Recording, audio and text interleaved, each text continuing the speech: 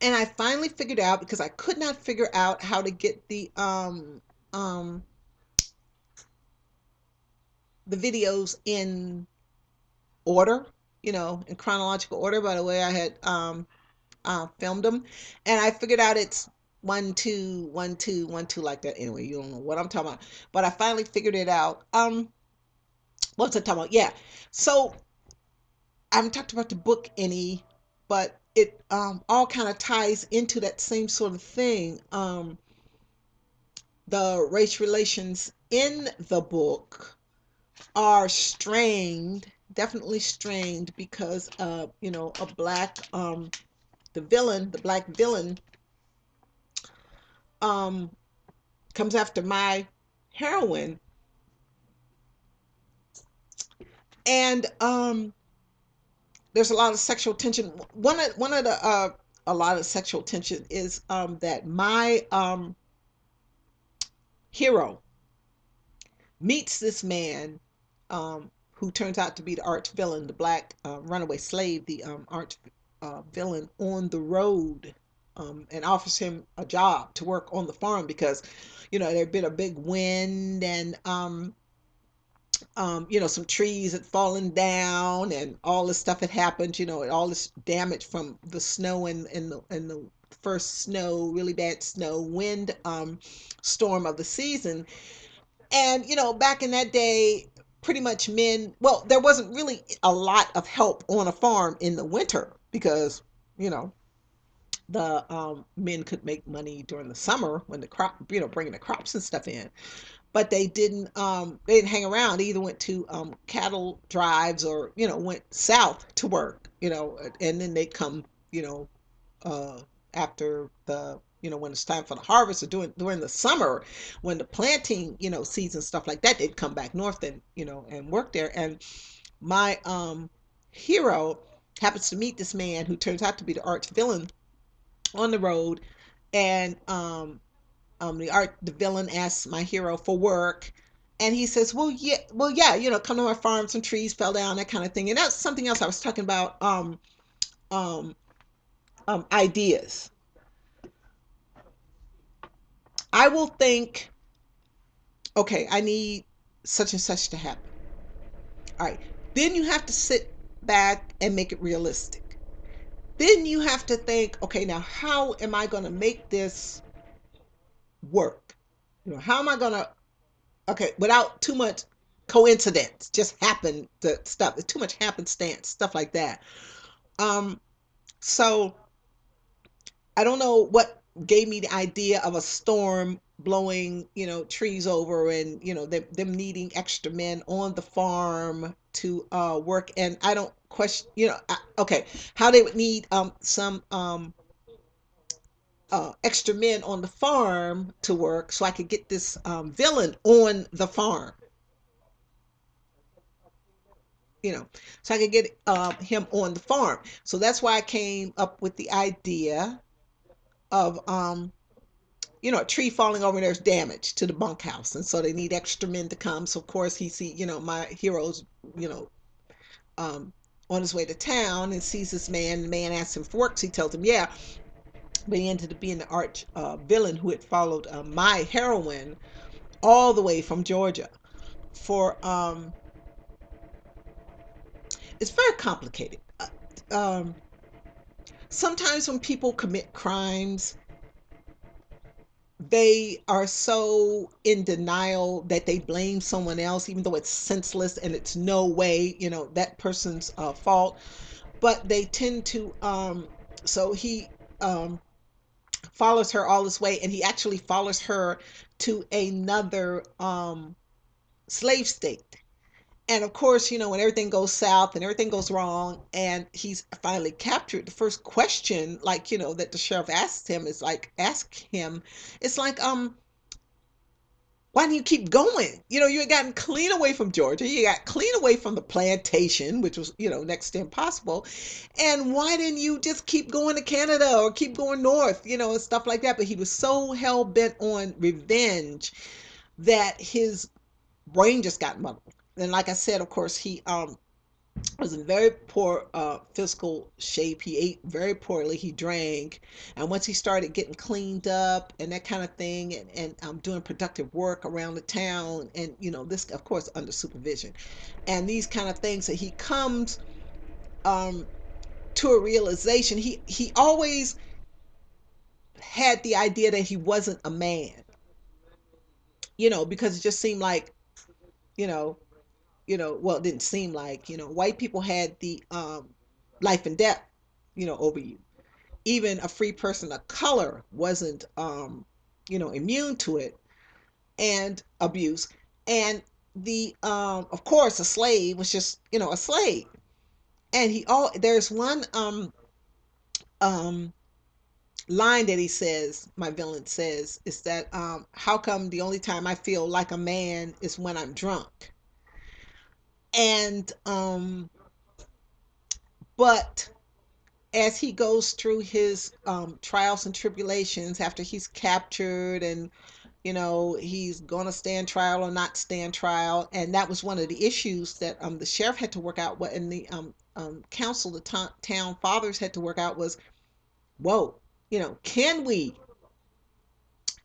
try him? He's not a free man. Can we try him? He's quote unquote the property of someone else. So what ends up happening is, my heroine, what she does, because it already been a big hanging and crazy stuff going on in the town, like the winter before. And what my heroine does is, her lover back in Georgia, of course, like I said, is now the master of the neighboring plantation, because that's why he married, this one particular woman. And so he's technically, the villain's technically, he is his owner. He owns him. So my heroine writes, her ex-lover from Georgia, she writes him a letter. And that's another one of them things I told you, go fast but go slow. And she writes him, and she tells him what's going on. And basically, what the reason she does this is because she doesn't want the town to have to go through another hanging and burying this guy. And there was always already so much tension and crazy stuff going on. And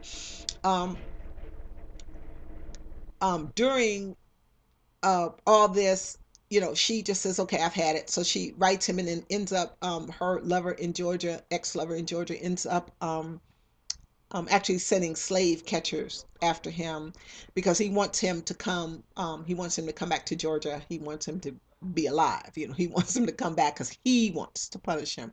And it shows a lot of I'm so sorry, guys. My face is just so itchy. It's a stupid makeup. You can't wear makeup all day. Um, he ends up sending my character's lover from Georgia ends up sending slave catchers after this man. But before the slave catchers get there, and that's another reason why, timing. I deliberately made his crimes happen so he would be alone. And of course, back in that day, the circuit judges, wasn't like we have now. We can go down to the courthouse, there's a judge. But the circuit judge would, travel from place to place. And in order to give this man time enough to go through the metamorphosis that I want him to go through, um, I made his crimes happen in winter, so that they would be, so that he would be alone with his thoughts, basically. Outside, in the snow, um, in his own able to think his own thoughts, solitude, because you can't have, what's that Virginia Woolf thing, rumor your own. You can't create, you don't know who you are. You can't think when you're being bombarded by so many things. And he basically was on survival mode. So, he had a certain idea about himself. And he's another one of the characters that changes, that changes in the end, changed on me.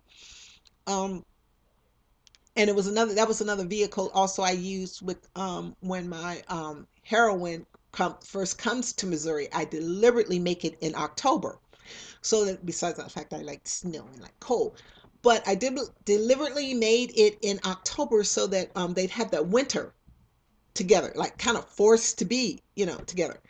And um, the same thing with the arch villain, this character. I deliberately made his, and see, that's all the kind of stuff you got to sit down and think about. I deliberately made his crimes occur so that he would be in jail without, the circuit judge isn't there to try him, and nobody can get in and out of town because of course it's snowed in, and that gives him a lot of time for contemplation and a lot of time to learn a lot about himself, because sometimes it has to happen. About, like, I was telling you about that woman in the here, this woman in the Veterans Bureau today. Here I am, feeling sorry for myself because I just saw an apartment and it's too small, and I'm gonna have to commute all the way from blah to blah, and I'm not gonna be able to take all my books, and I'm gonna have to put stuff in storage, and feeling, really sorry for myself. And here's this woman, nothing, been in jail, how many days, and had the same clothes on, didn't even have any clothes to change into. And the woman at the center had to give her a voucher for food and a voucher for clothing, and after she left, I thought, you're an idiot. You're an idiot. What is wrong with you? You know, Here you have all these choices, and I think that's one of the things that my arch um, villain says, because actually one of the lines, because I have a lot of like lines, I know I wrote them, but they're really good lines. And I remember the one about him saying, only time I feel like a man is when I'm drunk. And he also, I can't remember, something happens. And he says, well, is this what it feels like to be a white man, to have choices, to be able to, good or bad, right or wrong, whatever, the decisions that you make are the decisions you stand by. Wherein a slave, did what their master told them. And I don't really know the vehicle that I used for the arch villain to go back to Georgia to die. I'm telling y'all too much. Back to Georgia to die was that I don't know why I did that. It just seemed natural. It just seemed that the place, no matter how horrible it was, where he was born, was actually the place where he died, and he chose death because they had this one thing called the living death, where you just wore a head cage and all you did was work. You couldn't speak to anybody. No one spoke to you except, the overseer to tell you what to do. And instead of this, he decides to commit suicide so that his son will really be free. He has a son by a prostitute, a white prostitute, while he's in Missouri, and she dies. And I think it's a conscious, I don't know, but I think it was a conscious thing to him in order to give his son, because if you were born of a slave woman, you were a slave. If you were born, if your father was black but your mother was white and they kept it, um, you were free. And of course, if you were, but by two free people of color, of course you were free. So because he wanted his son to be free. And I also think he also, and that just goes to show how he thinks of another person, because he says one of the other lines I really like is that, he comes back from seeing that he actually has a son, and he says, okay, this is my payment for all the bad things I've done, to actually for once in my life to have something, and then have, this wonderful thing I thought I never was going to ever have um taken away from me. I'm going to be taken away from it um on the night before he leaves for Georgia. Of course, that's a very good scene. That's a very, very good scene, because the waiting, and the I want to say relief, of finally getting this on the road, getting out of here. And he sees the people come that are gonna they decide to raise the baby out on the farm. Indian couple, native couple, but they call them Indian, them decided to raise him on the farm because there was so much diversity on the farm. Who's gonna care? And he was probably the color of which he was the color of the natives at that time. So they're just gonna raise him, as their son. Um, and uh, one of the scenes that I really liked was right before he leaves. He had never shaken hands with a white man before. And when he gets ready to leave with the slave catchers, and everything, the preacher, the preacher in the town, shakes his hand, and also got that from Native Son, because there's one scene where Bigger Thomas is in they've caught him, it's in Fate, and the chapter Fate, and they catch him, and he's in jail, and he done lied to everybody, and all this crazy stuff done gone on.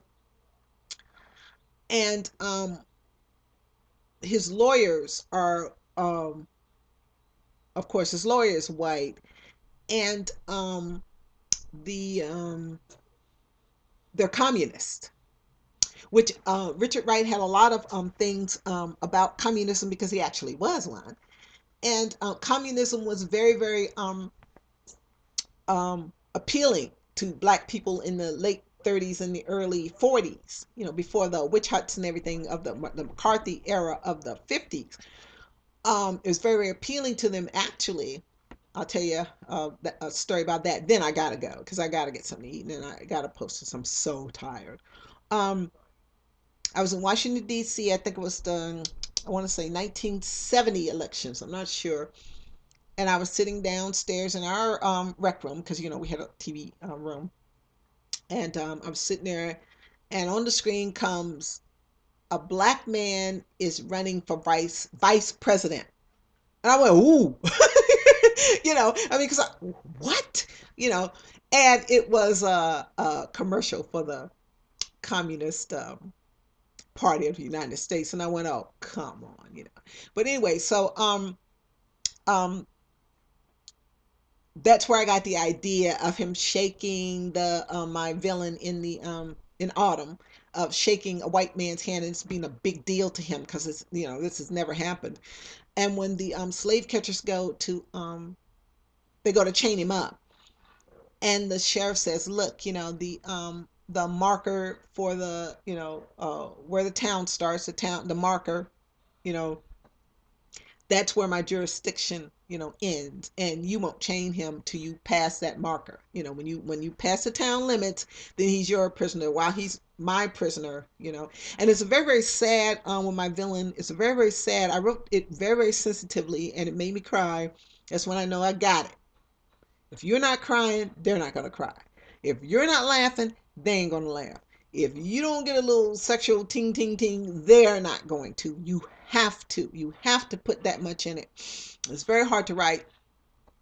Um, when he says hello and goodbye to his son, basically at the same time. He says, he's telling the man that's going to be his son's father, look, I want him to learn how to read and write, and you're going to teach him how to put a worm on a hook and fish, and you're going to be the one that read him stories, and you're going to be the one to do these things. I want you to do these things.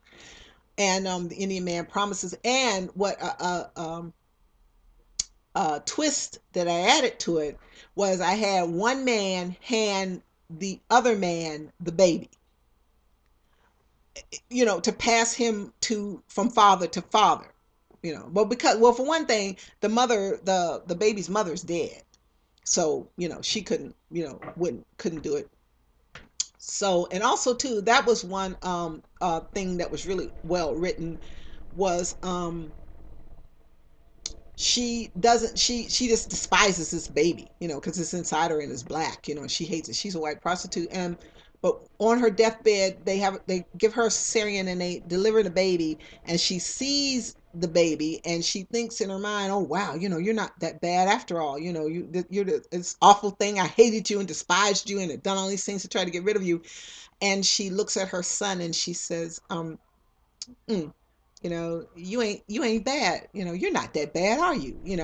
And I thought that was really, really sensitive, and I thought I wrote that really well. So now I'm through bragging about how well I write, which I do.